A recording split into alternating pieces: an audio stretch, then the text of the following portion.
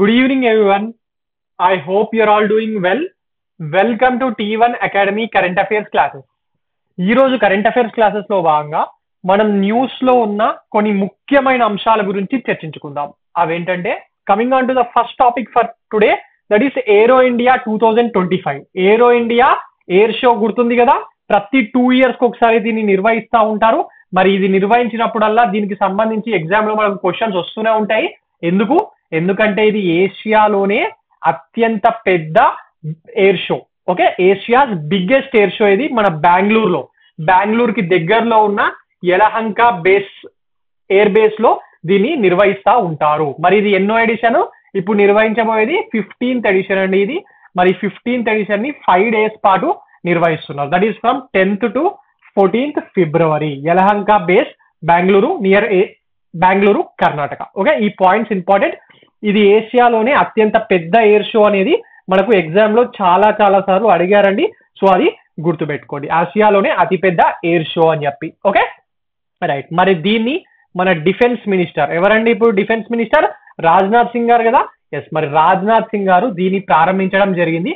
మరి ఈసారి దీంట్లో ఉన్న ఇంపార్టెంట్ పాయింట్స్ ఏంటంటే ఈ కార్యక్రమంలో ఫర్ ద ఫస్ట్ టైం మొట్టమొదటిసారిగా 5th generation ఫైటర్ క్రాఫ్ట్స్ అయిన రష్యాకు చెందిన Su-57 మరియు అమెరికాకు చెందిన మోస్ట్ ఫేమస్ F-35 ఇవి రెండు కూడా ఈ ఎయిర్ షోలో పాల్గొనడం జరుగుతుంది. ఎవరైనా ఈ తారీఖుల మధ్యలో ఒకవేళ బెంగళూరుకి వెళ్ళేటట్టయితే ఈ ఎయిర్ షోకి తప్పకుండా వెళ్ళండి, చాలా ఆసక్తికరంగా ఉంటుంది. Right, coming back to exam point of view, మరి ఇలాంటివి జరిగినప్పుడు మనకు ఖచ్చితంగా థీమ్స్ ఇంపార్టెంట్ కదా. ఎస్, మరి దీని యొక్క థీమ్ ఏంటి? The runway to A billion opportunities. ఈ పాయింట్ వెరీ ఇంపార్టెంట్ అండి. The runway to A billion opportunities. Right, Telugu medium వాళ్ళ కోసము ఇక్కడ ఉంది చూడండి. Okay right. మరి ఈ కార్యక్రమంలో 90 countries కి సంబంధించిన ప్రతినిధులు పాల్గొంటున్నారు. అలాగే 150 ఫారెన్ కంపెనీస్ మరియు దీనికి సంబంధించిన ఎగ్జిబిటర్లు ఇందులో పాల్గొనడం జరుగుతుంది. మరి వాటితో పాటు వివిధ దేశాల సైనికాధిపతులు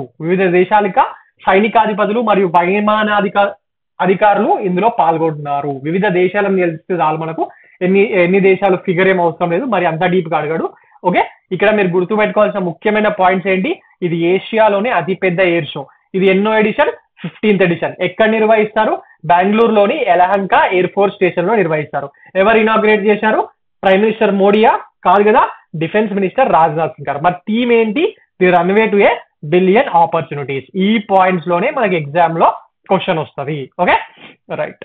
ఇంకొకటి ఏంటంటే వీటి మీద కూడా అడగచ్చు, ఇవి ఏ దేశానికి సంబంధించినవి అని చెప్పి. Su-57 ఏమో రష్యాది, F-35 ఏమో అమెరికాది. ఓకే, ఇదంతా మనకు ఇంగ్లీష్ మీడియంలో ఉంది. ఇంగ్లీష్ మీడియం అభ్యర్థులు నోట్స్ రాసుకోవాలి మనకి వస్తుంది. తెలుగు మీడియం వాళ్ళ కోసము అక్కడ మీకు ఫోటో పెట్టడం జరిగింది. అండ్ ఇంకొక ఇంపార్టెంట్ పాయింట్ ఏంటంటే this is a biennial air show అండి. 2 years క్రితం జరిగిన ఎగ్జామ్ లో ఒక ఎగ్జామ్ మన తెలంగాణలో జరిగిన హైకోర్టు ఎగ్జామ్ లో ఒక సెషన్ లో భాగంగా దీని మీద క్వశ్చన్ వచ్చింది.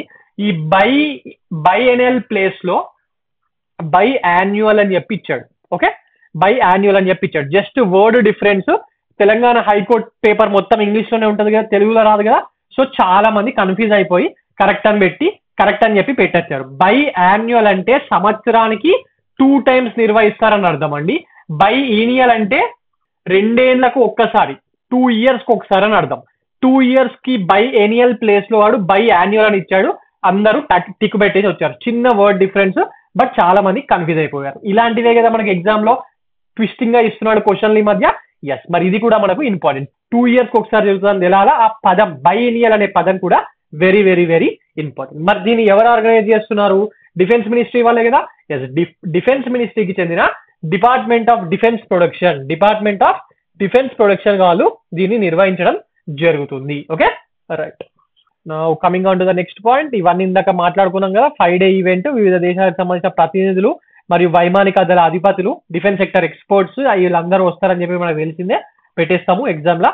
మరి ఇది బడ్జెట్ లో ఈసారి 6.81 lakh ఇండియన్ బడ్జెట్ లో మొన్న నిర్మలా సీతారామన్ గారు ప్రవేశపెట్టిన బడ్జెట్ లో 6.81 lakh crore highest record allocation మరి మినిస్ట్రీ ఆఫ్ డిఫెన్స్ కి కేటాయించడం జరిగింది. ఎందుకు? ఒక దిక్కు పాకిస్తాన్, ఒక దిక్కు చైనా, అవునా కదా. సో మరి మన డిఫెన్స్ ప్రిపేర్నెస్ బాగుండాలి కదా. మన ఎయిర్ ఫోర్స్ లో ఉండాల్సినన్ని విమానాలు, సైనిక విమానాలు మరియు ఫైటర్ జెట్స్ ఉండాల్సినన్ని స్క్వాడ్రన్స్ లేవండి. మన వాళ్ళ టార్గెట్ ప్రకారం 42 స్క్వాడ్రన్స్ ఉండాలా, బట్ అన్నిగా లేవు, తక్కువ ఉన్నాయి. మరి ఈ బడ్జెట్ తోని అవి కొనడానికి చూస్తున్నారు. అలాగే ఈ పాయింట్ కూడా వెరీ వెరీ ఇంపార్టెంట్, ఎందుకంటే ఈ ఇయర్ 2025 ని మినిస్ట్రీ ఆఫ్ డిఫెన్స్ వాళ్ళు ఇయర్ ఆఫ్ రిఫార్మ్స్ గా ప్రకటించడం జరిగింది. అదేంటి సార్ 42 స్క్వాడ్రన్స్ లేకపోవడం ఏంటి, మనమే ఈ మధ్య డిఫెన్స్ ప్రోడక్ట్స్ మనమే ప్రొడ్యూస్ చేసి ఎక్స్పోర్ట్ కూడా చేస్తున్నాం అని చెప్పి కొందరికి డౌట్ రావచ్చు. మనము తయారు చేస్తున్నాయండి మిలిటరీకి సంబంధించినయండి, ఎయిర్ ఫోర్స్ కి సంబంధించి ఒక తేజస్ మాత్రమే మన దగ్గర ఉన్నది, అది కూడా లైట్ కాంబాక్ట్, అది ఎల్సీఏ. అది ఈ ఫైటర్ జెట్స్ రఫేల్, సుకోయిలు ఇలాంటివి మన దగ్గర అంత హై అండ్ టెక్నాలజీ ఇంతవరకు లేదు. మరి వాటిని ఫ్రాన్స్ నుంచి, రష్యా నుంచి మన వాళ్ళు కొంటారు. అందుకోసం ఈసారి బడ్జెట్ ని ఇంతగా పెంపొందించడం జరిగింది. ఎందుకు, ఫ్యూచర్ లో జరిగే యుద్ధాలు మిలిటరీ మీద కన్నా ఎయిర్ ఫోర్స్ మీద నేవీ వల్లనే ఎక్కువ గెలిచే అవకాశాలు ఉంటాయి. మరి అందుకోసమే దీన్ని ఇంప్రూవ్ చేసుకోవడానికి మన వాళ్ళు ఇంతగా బడ్జెట్ కేటాయించడం జరిగింది. ప్రతి ఇయర్ ఇలాగే కేటాయిస్తూ పోతారు. Okay, right. Now coming on to the next topic for today, that is India Egypt joint special forces exercise అండి. మరి దీని పేరు సైక్లోన్. మరి ఇది స్టార్ట్ కావడం జరిగింది. దీన్ని ఎక్కడ నిర్వహిస్తున్నారు, మరి ఇంతకు ముందు ఎప్పుడు నిర్వహించారు, ఫస్ట్ ఎడిషన్, అవన్నీ మనకు చాలా చాలా ఇంపార్టెంట్. ఇండియా ఈజిప్ట్ మధ్యలో జరిగే జాయింట్ ఎక్సర్సైజ్ ఇది. స్పెషల్ ఫోర్సెస్ పాల్గొంటాయి, అందుకనే దీన్ని జాయింట్ స్పెషల్ ఫోర్సెస్ ఎక్సర్సైజ్ అని చెప్పి పేరు పెట్టిరు, అంతే, అంతకు మించి ఏం లేదు. మరి దాని పేరు సైక్లోన్ అండి. ఇది వెరీ వెరీ ఇంపార్టెంట్. ఓకే, మరి ఇది థర్డ్ ఎడిషన్. మొట్టమొదటిసారిగా దీన్ని 2023లో స్టార్ట్ చేయడం జరిగింది. This is the third edition. 2023 edition మొట్టమొదటిసారిగా మన ఇండియాలోనే జరిగింది. దాని తర్వాత 2024లో ఈజిప్ట్ లో నిర్వహించారు. మరి ఇప్పుడు మళ్ళీ ఇండియాలో ఒక్కొక్క సంవత్సరం ఒక్కొక్క దగ్గర నిర్వహిస్తారు. మరి ఇది ఎక్కడ నిర్వహిస్తున్నారు, రాజస్థాన్ లో మహాజన్ ఫీల్డ్ ఫైరింగ్ రేంజ్ అని ఒకటి ఉంటుందండి. ఈ మధ్య మీరు చూసినట్టయితే చాలా ఎక్సర్సైజ్ ఇక్కడనే జరుగుతున్నాయి. రెండు దేశాల మధ్యలో జరిగేటివి మన ఇండియాలో నిర్వహిస్తే ఈ ఊకే పేరు న్యూస్ లో ఉంటుంది కదా, సో ఇది గుర్తుపెట్టుకోవడానికి ప్రయత్నించండి.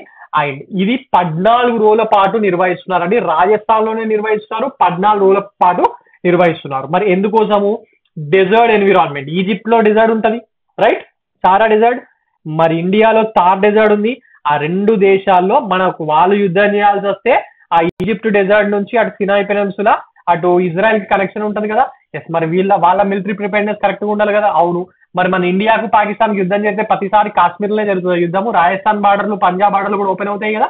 ఎస్, అందువల్ల ఆ డెజర్ట్ ఎన్విరాన్మెంట్ లో పనిచేయడానికి, ఫోర్సెస్ ని సన్నద్ధం చేయడానికి ఇలాంటి ఆపరేషన్స్ ని నిర్వహిస్తూ ఉంటారు. ఓకే, మరి దీని యొక్క ఏమేంటి ఎప్పుడు చెప్పేదే కదా, enhance interoperability of special forces in desert environment. ఇది గుర్తుపెట్టుకోండి, డెజర్ట్ ఎన్విరాన్మెంట్ మీద క్వశ్చన్ వస్తుందండి. డెజర్ట్ ఎన్విరాన్మెంట్ లేకపోతే నార్మల్ అట్లా ఏదో ఒకటి చేంజ్ చేసి ఇస్తాడు. ఇది డెజర్ట్ ఎన్విరాన్మెంట్ సైక్లోన్ 2025 అనేది తెలవాలి. మరి దీనికి మన ఇండియన్ ఆర్మీ తరఫున పారాషూట్ రెజిమెంట్ వాళ్ళు స్పెషల్ ఫోర్సెస్ లో సపరేట్ మనకు పారాషూట్స్ ఎక్కి దుంకే మన ఆర్మీ సోల్జర్స్ ఉంటారు కదా, వాళ్ళకు రెజిమెంట్ ఉంటుంది. మరి వాళ్ళు పాల్గొంటున్నారు. మరి ఈజిప్ట్ నుంచి Egyptian commando squadron and Egyptian air Born platoon అని చెప్పి సపరేట్ స్పెషల్ ఫోర్సెస్ వాళ్ళవి పాల్గొనడం జరుగుతుంది. మీకు ఇక్కడ ఫోటోలో చూస్తే కనిపిస్తుంది, వీళ్ళు సపరేట్ స్పెషల్ ఫోర్సెస్. సైక్లోన్ అదేంటి సార్ మీరు అనొచ్చు, సార్ మొన్న ఎప్పుడో ఒకసారి India Egypt joint combined exercise అని వేరే పేరు మీద చెప్పారు కదా సార్ అని చెప్పి మీకు డౌట్ రావచ్చు. అది ఎయిర్ ఫోర్స్ వాళ్ళదండి, అది డెజర్ట్ వారియర్ అండి. అది డెజర్ట్ వారియర్, అది ఓన్లీ ఎయిర్ ఫోర్స్ కి సంబంధించి రెండు దేశాల ఎయిర్ ఫోర్స్ మధ్యలో జరిగింది. అప్పుడు మనం చెప్పుకున్నాం డెజర్ట్ వారియర్ అని చెప్పి. ఇప్పుడు ఏంది, స్పెషల్ ఫోర్సెస్ మధ్యలో జరుగుతుంది. మరి దాన్ని సైక్లోన్ 2025 అని చెప్పి అంటున్నారు. ఓకే, మరి ఇందాక నేను చెప్పినట్టుగా first edition of exercise cyclone was held in India in 2023. Right, now coming on to the next topic, that is మన prime minister Narendra Modi garu France కి మరియు అమెరికాకు ద్వైపాక్షిక పర్యటనలకు వెళ్తున్నారు కదా. మరి అందులో భాగంగా ఫ్రాన్స్ లో నిర్వహిస్తున్న ఏఐ సమిట్ కి ప్రైమ్ మినిస్టర్ మోడీ గారు చైర్మన్ గా వ్యవహరించడం జరుగుతుంది. మరి చైర్మన్ ఎవరు ఉంటారో, ఫ్రాన్స్ లో నిర్వహిస్తున్నారు కాబట్టి మరి ఫ్రాన్స్ ప్రెసిడెంటే ఉంటాడు కదా, ఇమాన్యుయల్ మ్యాక్రాన్. మరి ఆయనతో పాటు చైర్మన్ గా మన ప్రైమ్ మినిస్టర్ మోడీ గారిని నియమించడం జరిగింది. ఫ్రాన్స్ లో ఏఐ సమిట్ జరుగుతుంది. ఇది జరగడం ఏఐ సమిట్ ప్రపంచవ్యాప్తంగా ఏఐని సురక్షితంగా వాడడానికి పెడుతున్న సమిట్ కదా ఇది. మరి ఇది ఎన్నో edition, third edition. First 2 editions ఎక్కడ జరిగినాయండి, ఫస్ట్ టైం ఎక్కడ జరిగింది, ఫస్ట్ టైం ఏఐ సమిట్ యూకేలో నిర్వహించారు. మరి దాని తర్వాత సెకండ్ టైం సౌత్ కొరియాలోని సియోల్లో నిర్వహించడం జరిగింది కదా. ఎస్, మరి third edition is been held in Paris, France లోని ప్యారిస్ లో నిర్వహిస్తున్నారు. మరి దానికి కో చైర్మన్ గా మన ప్రైమ్ మినిస్టర్ నరేంద్ర మోడీ గారిని నియమించడం జరిగింది. ఎందుకు సార్ ఇన్ని దేశాలు ఉన్నాయి, ఇంతమంది ప్రైమ్ మినిస్టర్లను మన ప్రైమ్ మినిస్టర్ ఎందుకు అంటే, మన ఇండియాకు ఫ్రాన్స్ కి మధ్య చాలా మంచి సంబంధాలు రాను రాను పెరుగుతున్నాయండి. పెద్దగా హైప్ ఎక్కువ ఉండదు. ఇండియాకు యుఎస్ కి లేకపోతే ఇండియాకు రష్యాకు సంబంధాలు అయితే హైప్ క్రియేట్ అవుతుంది కదా మీడియాలో. ఆ ఫ్రాన్స్ అంత హైప్ ఉండదు, కానీ మనకు కూడా జరుగుతుంది. ఎందుకు ఫర్ ఎగ్జాంపుల్ తీసుకుంటే international solar alliance India France కలిసే స్టార్ట్ చేసి, రైట్. మన రఫేల్ యుద్ధ విమానాలు ఎక్కడి నుంచి కొన్నాం? ఫ్రాన్స్ నుంచే కదా. ఎస్, న్యూక్లియర్ సబ్మరైన్స్ మన కాంట్రాక్ట్ ఎవరికి ఇచ్చినాం? ఫ్రాన్స్ కే కదా. ఎస్, ఇట్లా ఫ్రాన్స్ తోని స్టడీస్ అప్పుడు లేకుండా మెల్లమెల్లగా మన ద్వైపాక్షిక సంబంధాలు అనేది పెరుగుతా పోతున్నాయి. మరి అందులో భాగంగా ఇది కూడా ఐఐ సమిట్ కి మన ప్రైమ్ మినిస్టర్ కి ఇట్లా కో చైర్మన్షిప్ ఇవ్వడం అనేది ఇంపార్టెంట్ అండి. ఎగ్జామ్ లో అడుగుతారు, ఖచ్చితంగా అడుగుతారు. జస్ట్ ఈ కో చైర్మన్ ప్లేస్ లో చైర్మన్ అని చెప్పి పెట్టేసి చేంజ్ చేసి అడగచ్చు, ఓకే. లేకపోతే ఫ్రాన్స్ లో జరిగిందనే ప్లేస్ లో యుఎస్ లో జరిగింది, ఏదో ఒకటి సింపుల్ పాయింట్ చేంజ్ చేసి ఖచ్చితంగా ఇస్తారు. ఇప్పుడు రాబోయే ఎగ్జామ్ లో డామ్ షూర్ క్వశ్చన్ ఇది, okay, right. Now coming on to the topic, PM Modi embarks అనే tour to France and US to co chair, ఇది ఇందాకే మాట్లాడుకున్నాం కదా, రైట్. మరి 10th and 11th ఫిబ్రవరి 2 రోజుల పాటు దీన్ని నిర్వహిస్తున్నారు. మరి మన ప్రైమ్ మినిస్టర్ మోడీ గారు 11th రోజు దీంట్లో పాల్గొనడం జరుగుతుంది. This is the third edition of AI action summit 2025. AI action summit దీని థర్డ్ ఎడిషన్. ఫస్ట్ ఎడిషన్ యూకేలో, సెకండ్ ఎడిషన్ సియోలో జరిగింది. ఇది మళ్ళీ రిపీట్ చేస్తున్నాను ఎందుకంటే దాని మీద ఆల్రెడీ క్వశ్చన్స్ అడిగారు, మళ్ళీ కూడా అడుగుతారు, okay. Which among the following statements regarding AI action summit is true అని చెప్పి 4 స్టేట్మెంట్లు ఇస్తాడండి. కింద 5 కూడా ఇవ్వచ్చు. మరి అందులో ఇవి వస్తాయా లేదా? Yes, so very important. మరి ఏఐ సమిట్ ఉన్నప్పుడు ఇట్లా ప్రపంచవ్యాప్తంగా పెద్ద సమిట్ జరిగినప్పుడు దానికి ఎవరెవరు అటెండ్ అవుతారండి? వరల్డ్ కి సంబంధించిన ఫేమస్ లీడర్స్, ఎందుకంటే వాళ్ళకే డిసిషన్ తీసుకునేది, గ్లోబల్ లీడర్స్. మరి పాలసీ మేకర్స్ అంటే ఈ విదేశాంగ కార్యదర్శులు, లేకపోతే ఐటీకి సంబంధించి మా అన్ని దేశాల్లో ఉండే కార్యదర్శులు ఉంటారు కదా వాళ్ళు, అలాగే ఇండస్ట్రీ ఎక్స్పర్ట్స్, డీప్ సి అని మన కొత్తగా కూడా వచ్చిండు వాడు, లేకపోతే మన యుఎస్ కి సంబంధించిన శామ్ ఆల్ట్మన్, మన ఇండియా సంబంధించిన నందన్ నీలకేని, ఇట్లా ఇండస్ట్రీ ఎక్స్పర్ట్స్ కూడా ఆర్టిఫిషియల్ ఇంటెలిజెన్స్ గురించి డిస్కస్ చేయడానికి, మరి దీన్ని ప్రయారిటీ బేస్ చేయడానికి, అలాగే జనాలకు ఉపయోగపడే విధంగా మరియు సెక్యూరిటీ థ్రెట్స్ లేకుండా దీన్ని నిర్వహించాలి అని చెప్పి సమావేశాల్లో నిర్ణయిస్తున్నారు, ఓకే, రైట్. మరి ఈ సమిట్ లో 5 మేజర్ థీమ్స్ ని ఆధారంగా చేసుకొని సమిట్ జరుగుతుంది. ఆ థీమ్స్ ఇంపార్టెంట్ మనకి ఎగ్జామ్ పాయింట్ ఆఫ్ వ్యూలో. ఒకటేమో public service AI, future of work, innovation and culture, trust in AI, global governance of AI. ఈ 5 మేజర్ థీమ్స్ అండి. ఈ పేర్లు గుర్తుపెట్టుకోవడానికి ప్రయత్నించండి. ఇందులో నుంచి ఏదో ఒక థీమ్ పేరు చేంజ్ చేసి ఇందులో ఏది తప్పో ఏది కరెక్ట్ అని చెప్పి ఎగ్జామ్ లో అడుగుతాడు, okay, right. Now coming on to the next point, that is ఇది మనం చూసాం, ఇందాకే మాట్లాడుకున్నాం. ఈ ఏఐ సమిట్ అయిన తర్వాత మరి ద్వైపాక్షిక చర్చల్లో భాగంగా దాంతో అవి కంప్లీట్ అయిన తర్వాత మరి మన Indian prime minister France president కలిసి మజార్గ్యూస్ వార్ సిమెంట్రీకి వెళ్తున్నారట. ఇది ఫ్రాన్స్ లో ఉన్న మార్సిల్లే అనే పట్టణంలో ఉందండి. మార్సిల్లే అనే పట్టణంలో ఉంది. మరి ఇక్కడికి మన ప్రైమ్ మినిస్టర్ ఎందుకు వెళ్తుండు అంటే, ఇక్కడే World War I లో ఇండియన్ సోల్జర్స్ బ్రిటిష్ ఇండియా తరపున పాల్గొన్నారు కదా, ఆ యుద్ధంలో పాల్గొని అక్కడే అమరులు అయిన వాళ్లకు గుర్తింపుగా వాళ్ళకు ట్రైబ్యూట్ సమర్పించడానికి ఈ ప్లేస్ కి వెళ్తున్నారు. మరి వాళ్లకు సంబంధించిన ఒక విగ్రహము అలాంటివన్నీ అక్కడ ఉన్నాయంట. మరి అందుకోసమే అక్కడికి వెళ్ళడం జరుగుతుంది, okay, right.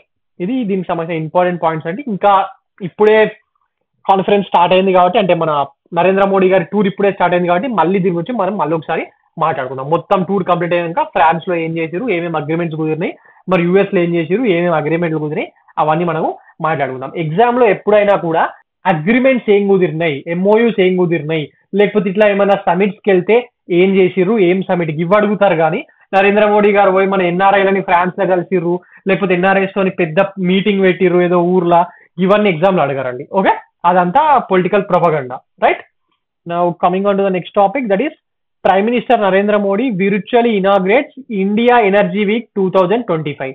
India energy week 2025 మరి 11th నుంచి 14th ఫిబ్రవరి 2025 వరకు న్యూఢిల్లీలో ఉన్న ద్వారకా అనే ఏరియాలో నిర్వహిస్తున్నారు. గుజరాత్ లో ద్వారకా వేరా అండి, ఇది వేరా, రెండు వేరే విషయాలు. న్యూఢిల్లీలో ఒక అసెంబ్లీ కాన్స్టిట్యున్సీ పేరు ద్వారకా, అక్కడ యశోభూమి అనే ఏరియాలో దీన్ని నిర్వహించడం జరుగుతుంది. India energy week 2025. మరి ఎవరు నిర్వహిస్తున్నారు? ఎనర్జీ అనగానే మనకి ఏ డిపార్ట్మెంట్ గుర్తుకొస్తుంది, ఏ మినిస్ట్రీ గుర్తుకొస్తుంది? Ministry of petroleum and natural gas కదా.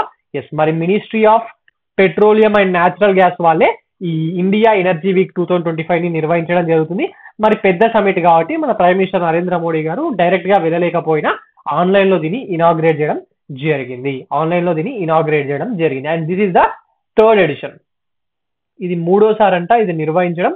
This is the third edition of India energy week. And basically ఇది వరల్డ్ లోనే అత్యంత సెకండ్ లార్జెస్ట్ ఎనర్జీ ఈవెంట్ అంట. ఫస్ట్ ఇది ఎక్కడ జరుగుతుంది మరి? నాకు కమెంట్ సెక్షన్ లో చెప్పండి. ఫస్ట్ లార్జెస్ట్ ఎనర్జీ ఈవెంట్ ప్రపంచంలో ఎక్కడ జరుగుతుంది in terms of minister and CEOs participation? చాలా దేశాలకు సంబంధించిన మినిస్టర్లు అండ్ సిఇఓస్ ఇందులో పాల్గొంటున్నారు.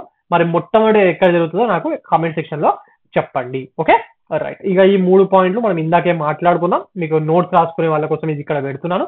మరి దీనికి సంబంధించి ప్రిన్సిపల్ పార్ట్నర్ గా గవర్నమెంట్ ఆఫ్ ఇండియాతో కలిసి ఓఎన్జీసీ వాళ్ళు ప్రిన్సిపల్ పార్ట్నర్ గా, అలాగే ఈ ఇంటర్నేషనల్ చాలా మంది వస్తున్నారు కదా, మరి అక్కడ కూడా ఒక పార్ట్నర్ ఉండాలి కదా.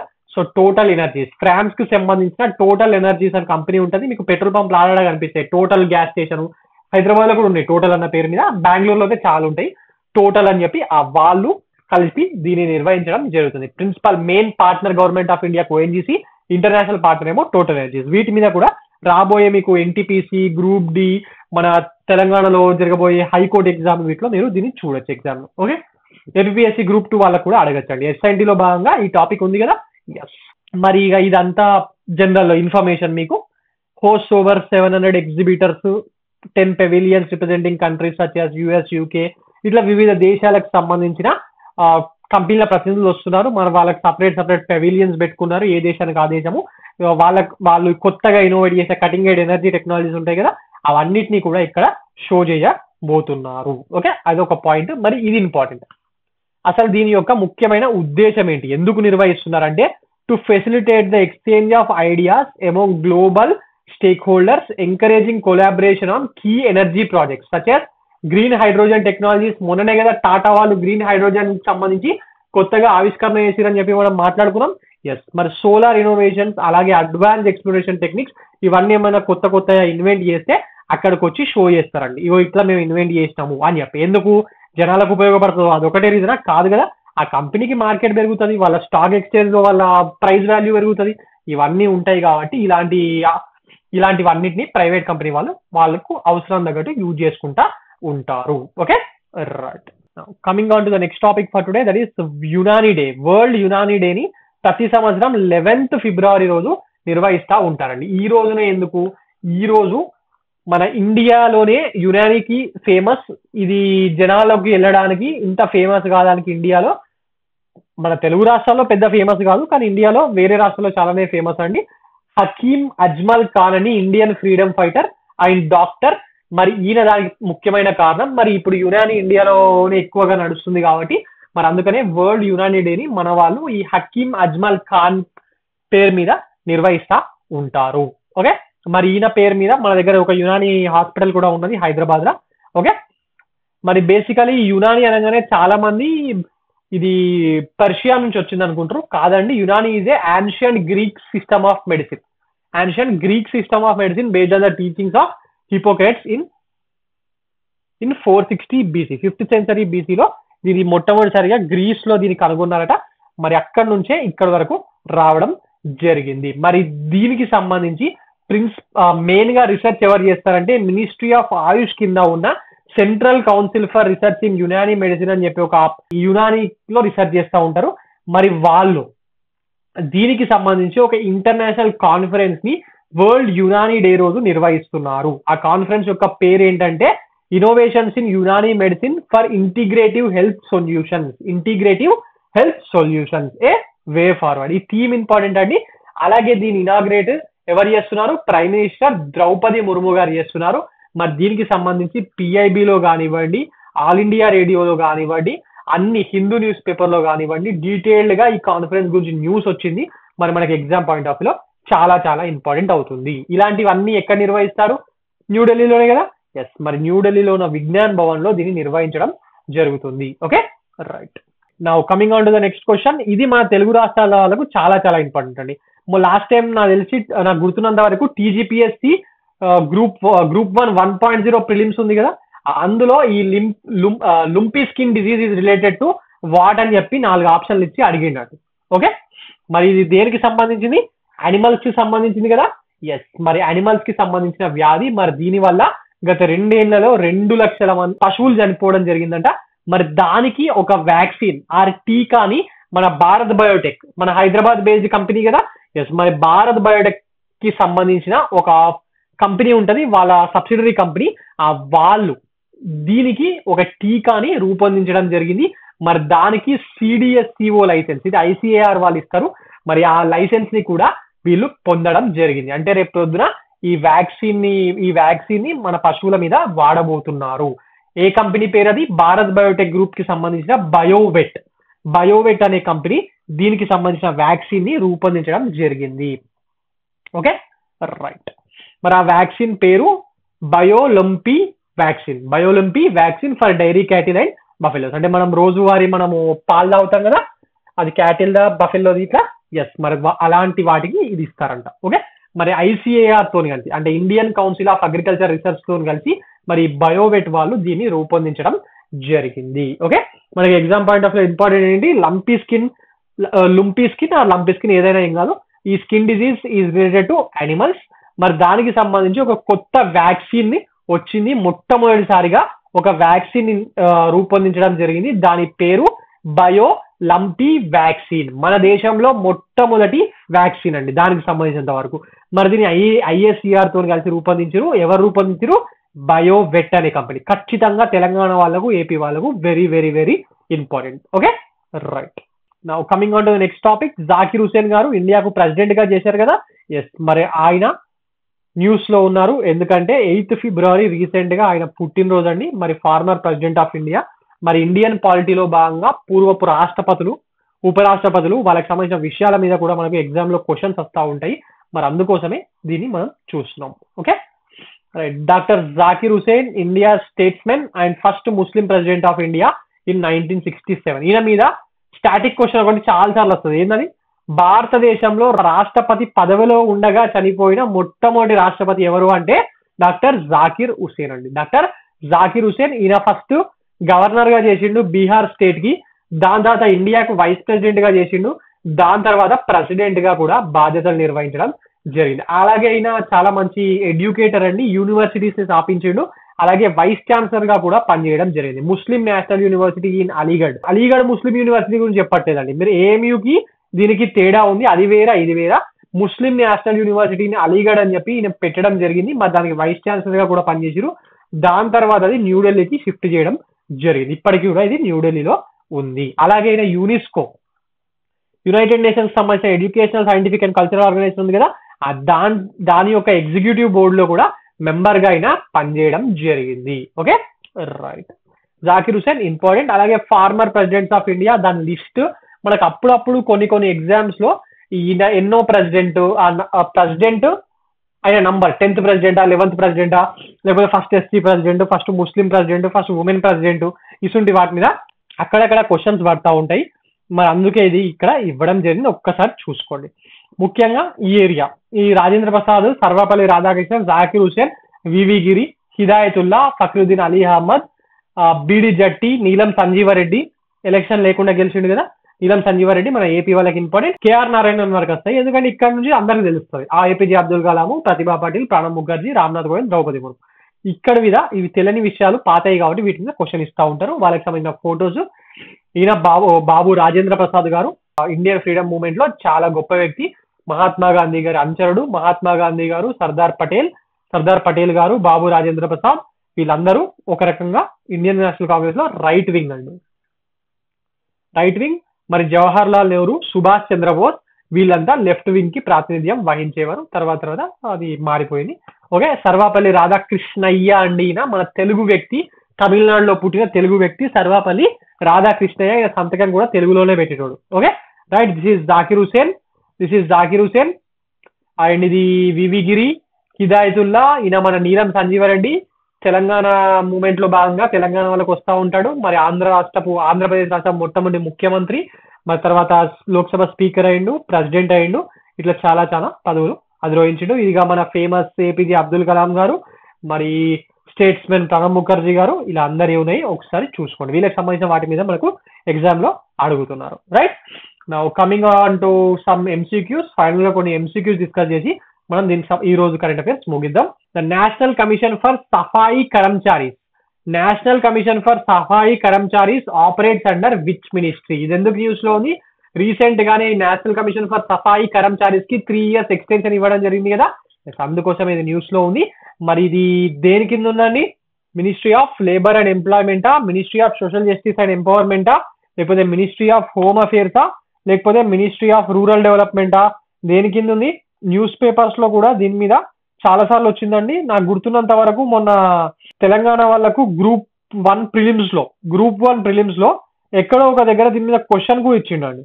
అంటే సఫాయి కర్మచారికి సంబంధించి ఒక యాక్ట్ ఉంటది, ఆ యాక్ట్ మీద క్వశ్చన్ వచ్చిందండి. ఓకే, ఆ యాక్ట్ మీద కూడా క్వశ్చన్ వచ్చింది. సో ఈ సఫాయి కర్మచారీస్ ఎగ్జామ్ పాయింట్ ఆఫ్ వ్యూలో మనకు ఇంపార్టెంట్. ఎందుకంటే వాళ్ళకి సంబంధించిన యాక్ట్ మీదనే క్వశ్చన్స్ అడిగినప్పుడు మరి దీని మీద కూడా అడిగే అవకాశాలు ఉంటాయి కదా.